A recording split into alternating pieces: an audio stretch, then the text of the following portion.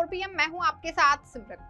हरियाणा जम्मू कश्मीर विधानसभा चुनाव के बाद अब देश की निगाहें महाराष्ट्र विधानसभा चुनाव पर हैं। हरियाणा में एनडीए बाजी मार ले गए तो वहीं जम्मू कश्मीर में इंडिया गठबंधन ने मजबूती के साथ सरकार बनाई, लेकिन कांग्रेस का हरियाणा में जो हिसाब किताब गड़बड़ाया उससे उसका मनोबल थोड़ा गिरा जरूर, लेकिन सबक भी लिया। और शायद यही कारण है कि अब कांग्रेस इंडिया गठबंधन को और मजबूती के साथ एक साथ लेकर चलने के मूड में है, जैसा कि सपा अध्यक्ष अखिलेश यादव चाहते हैं और उन्होंने इसकी कई बार खुद से पहल भी की है। लोकसभा चुनाव में अखिलेश ने इसी तर्ज पर चुनाव लड़ा था और वो रणनीति अब शायद राहुल गांधी के भी समझ में आ गई है। इसीलिए कांग्रेस इस बार महाराष्ट्र से बड़ा मैसेज देने के मूड में है और मैसेज बिल्कुल साफ होगा कि इंडिया गठबंधन एक साथ सामूहिक होकर के महाराष्ट्र का चुनाव लड़ेगा, जिससे बात सिर्फ महाविकास अघाड़ी की नहीं रहेगी बल्कि बात समूचे इंडिया गठबंधन की होगी। और शायद इन चुनाव परिणामों से अब इन तमाम विपक्षी दलों के कार्यकर्ताओं की भी इस बात को समझ गए होंगे।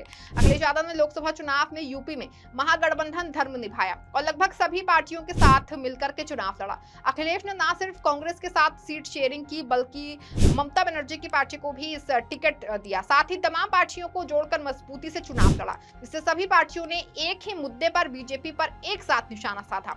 महाराष्ट्र का चुनाव भी इंडिया गठबंधन ऐसे लड़े कि इस बार इंडिया का हर बड़ा कद्दावर नेता चुनाव प्रचार करने के लिए महाराष्ट्र की जमीन पर आए और उसका सीधा निशाना बीजेपी पर हो। इंडिया प्रदेश की जनता को यह एहसास कराए कि पिछली बार सरकार में होते हुए भी बीजेपी ने कैसे शिवसेना को असंवैधानिक तौर पर तोड़कर महाराष्ट्र में संविधान की धज्जियां उड़ाते हुए सरकार गिराकर अपनी सरकार बने।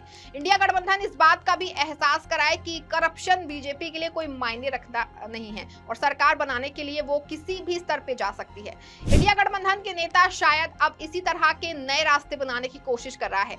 इंडिया गठबंधन के इस फैसले से बीजेपी हैरत अंगेज है। वहीं इंडिया गठबंधन को पता है कि ये चुनाव उनके लिए कितना महत्वपूर्ण है, वो इसीलिए क्योंकि महाराष्ट्र का किला इंडिया गठबंधन अगर फतह नहीं कर पाई तो फिर सवाल इस गठबंधन के अस्तित्व पर भी आ जाएगा। लेकिन हरियाणा के चुनाव नतीजों से जनता नाखुश है, लेकिन उसे उम्मीद थी कि यहां से बड़ा बदलाव होगा और एक नए युग की शुरुआत की नींव वहीं से रखी जाती, जो हरियाणा से महाराष्ट्र तक, महाराष्ट्र से बिहार तक और फिर बिहार से यूपी तक पहुंचती। और जब ये काफिला यूपी तक पहुंच जाता तो वहां से एक बड़ा संदेश साफ निकल के आता और वे संदेश 2029 के लोकसभा चुनाव के लिए इंडिया गठबंधन को बहुत मजबूती प्रदान करता। लेकिन महागठबंधन के इस काफिले को बीजेपी ने हरियाणा में रोक दिया, इसीलिए सवाल अब इंडिया गठबंधन के अस्तित्व पर आता दिख रहा है। हरियाणा चुनाव से पहले ये माना जा रहा था कि सबसे ज्यादा राजनीतिक दलों के गठजोड़ के साथ हरियाणा की वो राज्य होगा जहां से इंडिया गठबंधन को जीत मिलेगी और उसके बाद महाराष्ट्र का किला तोड़ेगी। लेकिन हरियाणा में कांग्रेस ने इंडिया गठबंधन के सहयोगियों को किनारे लगा दिया और वहां अपने बलबूते सरकार बनाते निकल पड़े। नतीजा ये हुआ कि कांग्रेस बुरी तरह जमीन पर आ गई। लेकिन अब क्या ये गलती दोबारा कांग्रेस करेगी, ये एक बड़ा सवाल है। लेकिन शायद राहुल गांधी ने इस बार मन बना लिया है कि जो गलती हरियाणा चुनाव में हुई है वो अब महाराष्ट्र में नहीं होनी चाहिए। महाराष्ट्र में सवाल सिर्फ उद्धव ठाकरे या शरद पवार भर का नहीं है। स्थिति ये है कि कांग्रेस अपने कोटे की सीट भी देने को तैयार है और ये मैसेज वो देना चाहती है कि समूचा इंडिया गठबंधन एक साथ खड़ा है और मजबूती के साथ महाराष्ट्र में चुनाव लड़ेगा। कांग्रेस कोर्स करेक्शन मोड में आ गई है। अब महाराष्ट्र चुनाव के लिए गठबंधन नई रणनीति पर काम कर रहा है। ऐसी खबर है कि नई रणनीति में क्षेत्रीय पार्टियों को सम्मान देना पड़ेगा, उन्हें भी साथ लेकर चलना ही होगा और इन्हीं सब चीजों को लेकर और सीट शेयरिंग को लेकर महाविकास अघाड़ी के साथ कांग्रेस मंथन कर रही है। जानकारी के लिए आपको बता दें कि कई सीटों को लेकर पहले ही सहमति बन चुकी है। हाल ही में हुई महाविकास अघाड़ी की मीटिंग में मुंबई की 36 में से 33 सीटों पर सहमति बन गई है। एक तरफ उद्धव गुट 18 सीटों पर चुनाव लड़ेगा, 15 सीटें कांग्रेस को दी गई हैं। इसी तरह शरद पवार के गुट को 2 सीटें मिलेंगी और 1 सीट सपा के लिए छोड़ी गई है। लेकिन अभी तक कुर्ला, भायखला और अम्मू शक्ति सीट पर पेंच फंसा हुआ है। अभी के लिए समाजवादी पार्टी को 10 से 12 सीटों की उम्मीद लगाए बैठी है। उनका तर्क है कि पिछली बार उनके 2 विधायक जीते हैं, ऐसे में इस बार ज्यादा सीटों पर उन्हें दांव ठोकना है। गुरुवार को लखनऊ में बयान देते हुए भी अखिलेश यादव ने कहा था कि इंडिया गठबंधन उन्हें इस बार ज्यादा सीटें देगा। उनकी कोशिश ज्यादा से ज्यादा मुस्लिम बाहुल्य सीटों पर अपने प्रत्याशी उतारने की है। यहाँ समझना जरूरी है कि मुंबई में उत्तर भारतीय मुसलमानों की संख्या बहुत है। इस वजह से भी सपा इंडिया गठबंधन से सम्मानजनक नतीजों की उम्मीद लगा बैठी है। लेकिन क्या समाजवादी पार्टी को 10 से 12 सीटें मिलेंगी, इस पर संशय बरकरार है। ऐसी खबर है कि इंडिया गठबंधन सपा को 2 से ज्यादा सीटें दे सकता है, लेकिन जितनी डिमांड की जा रही उतनी देने पर गठबंधन की सहमति शायद न बने। सबसे ज्यादा सीटों पर शिवसेना और कांग्रेस ही राज्य में चुनाव लड़ने वाली हैं। उसके बाद शरद पवार की पार्टी, समाजवादी पार्टी और फिर अन्य पार्टियों में बंटनी है। यहाँ अभी के लिए सपा ने साफ कर दिया है कि अगर उसे बिना कॉन्फिडेंस में लिए सीटों का ऐलान हुआ तो पार्टी हर मजबूत सीट पर चुनाव लड़ेगी। ऐसे में जिस तरह से हरियाणा में सीटें ना जीतकर भी कांग्रेस का खेल बिगड़ा, वैसे ही खेल महाराष्ट्र में भी हो सकता है। ये तो थी महाराष्ट्र की बात, लेकिन अब बात यूपी की, क्योंकि यूपी में गठबंधन का रास्ता इस बार महाराष्ट्र से ही खुलेगा।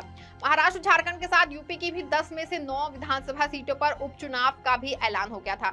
यूपी में मुख्य विपक्षी दल समाजवादी पार्टी ने उपचुनाव को लेकर अपनी तैयारी मजबूत करने हुए 9 सीटों में से 6 सीटों पर अपने प्रत्याशियों की घोषणा कर दी है। सपा ने मिल्कीपुर में भी प्रत्याशी घोषित कर दिया था, लेकिन मिल्कीपुर में चुनाव अब नहीं होगा, इसीलिए अजीत प्रसाद का नाम हटा दिया जाए। तो सपा के 6 उम्मीदवार मैदान में अपनी तैयारियों में जुट गए हैं।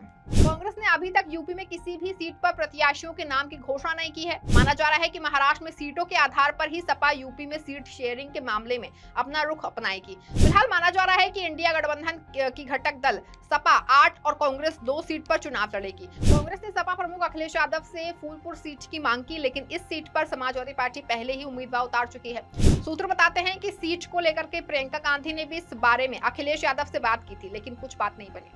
अब इस मामले में कांग्रेस के यूपी प्रभारी अविनाश पांडे समाजवादी पार्टी से बातचीत कर रहे हैं, लेकिन सारा मामला जो है वो महाराष्ट्र को लेकर अभी फंसा ही हुआ है। अखिलेश यादव ने कांग्रेस को गाजियाबाद, सदर और अलीगढ़ की खैर विधानसभा सीटें ऑफर की हैं। माना जा रहा है कि समाजवादी पार्टी के साथ जो रुख महाराष्ट्र में अपनाया जाएगा, अखिलेश यादव यूपी में भी उसी तरह की पारी खेलते हुए नजर आएंगे।